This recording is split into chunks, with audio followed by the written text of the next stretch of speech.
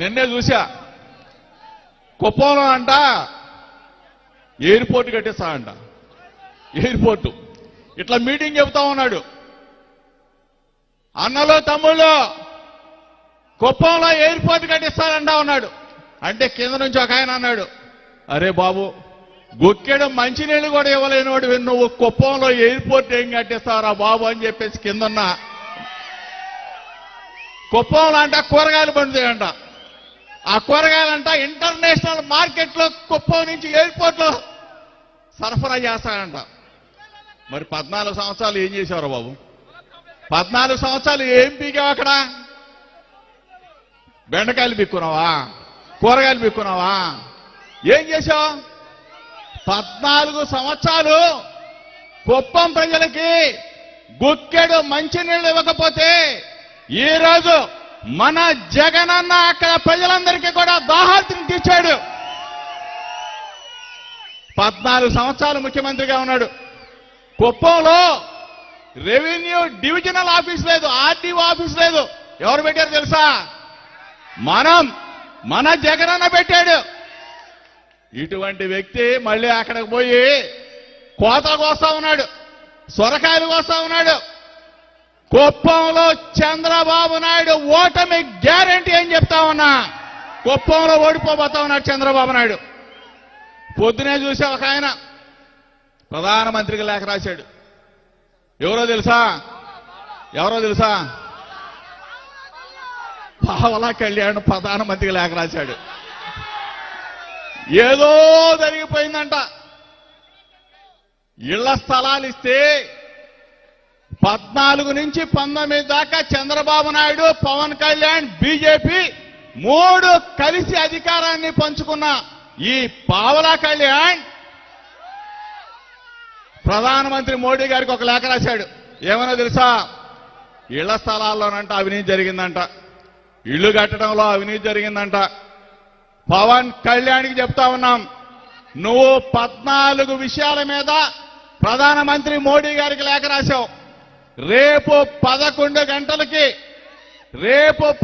గంటలకి నువ్వు చెప్పిన ప్రతి విషయం మీద నేను మీడియాతో మాట్లాడతా. వచ్చే దమ్ము ధైర్యం ఉంటే రమ్మని చెప్పి అడుగుతా ఉన్నా. నువ్వు ప్యాకేజీ కోసం లెటర్లు రాస్తావు, చంద్రబాబు నాయుడు దగ్గర డబ్బులు కొట్టేయడానికి లెటర్లు రాస్తావు, సూట్ కేసుల కోసం లెటర్లు రాస్తావు. నువ్వు ఒక రాజకీయ నాయకుడివి, నువ్వు ఒక పార్టీ, నీది ఒక గ్లాసు గుర్తా. ఎప్పుడో తాకట్టు పెట్టేశాడు చంద్రబాబు నాయుడికి.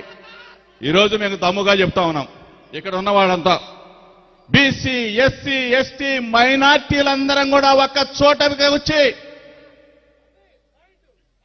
175 నియోజకవర్గాల్లో సామాజిక సాధికార యాత్ర చేస్తా ఉన్నాం.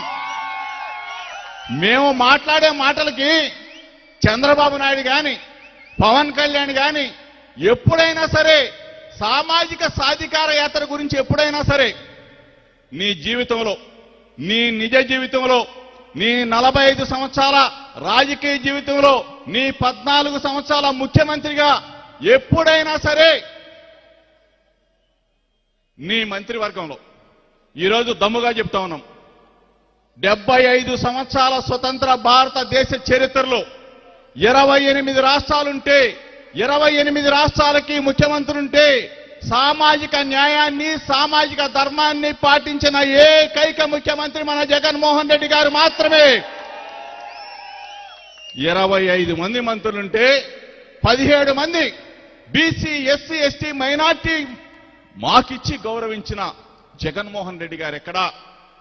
అసలు దళితుల్లో పుట్టాలని చెప్పేసి అనుకుంటారా అని చెప్పేసి మాట్లాడిన చంద్రబాబు నాయుడు ఎక్కడా?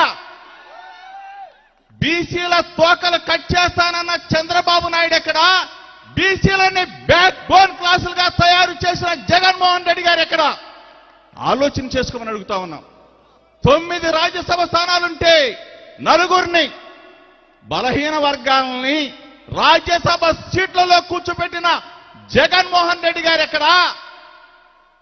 ఒక రాజ్యసభ స్థానం, ఒక మన ఎస్సీకి సంబంధించిన వర్ల రామయ్య గారికి ఇస్తానని చెప్పి ఫోన్ చేసి ప్రకాశం బ్యారేజీ దాటక ముందే ఆ రాజ్యసభ స్థానాన్ని తన సామాజిక వర్గానికి చెందిన కనక మేడల రవీంద్ర కుమార్కి అమ్ముకున్న చంద్రబాబు నాయుడు ఎక్కడ అని అడుగుతా ఉన్నా. ఆలోచన చేసుకోమని అడుగుతా ఉన్నాం. ఈరోజు మొట్టమొదటి అసెంబ్లీ సమావేశాల్లోనే బీసీ, ఎస్సీ, ఎస్టీ మైనార్టీలకి 50% రిజర్వేషన్స్ ఇచ్చి ఈరోజు మార్కెట్ యార్డ్ చైర్మన్లు, గుడి చైర్మన్లు, ప్రభుత్వ రంగ చైర్మన్లు 50% మనకిచ్చి గౌరవించిన జగనన్న. ఇప్పుడే చెప్పాడు సురేష్, జనరల్ స్థానాల్లో సైతం జిల్లా పరిషత్ చైర్మన్లని మన జగనన్న కృష్ణా జిల్లాలో కావచ్చు, గుంటూరులో కావచ్చు, రాష్ట్రం మొత్తం కూడా కావచ్చు, జనరల్ స్థానాల్లో బీసీలు, ఎస్సీలు, ఎస్టీలు, మైనార్టీలని చైర్మన్ స్థానాల్లో కూర్చోబెట్టిన జగనన్నని ఏమనాలి? మహాత్మా జ్యోతిరావు పూలే అనాలా? బాబాసాహెబ్ బిఆర్ అంబేద్కర్ గారు అనాలా? బాబు జవహర్ అనాలా? భగత్ సింగ్ అనాలా? ఇవన్నీ కూడా పుణికి పుచ్చుకున్న ఏకైక నాయకుడు మన జగన్మోహన్ రెడ్డి గారు మాత్రమే. ఆలోచన చేయమని అడుగుతా ఉన్నాం. ఈరోజు చాలా మంది జగనన్నని ఓడిస్తాం, జగనన్నని దించేస్తాం, జగనన్నని లాగేస్తాం. దేనికి? దేనికి? జగన్మోహన్ రెడ్డి గారు ఏం చేశాడు?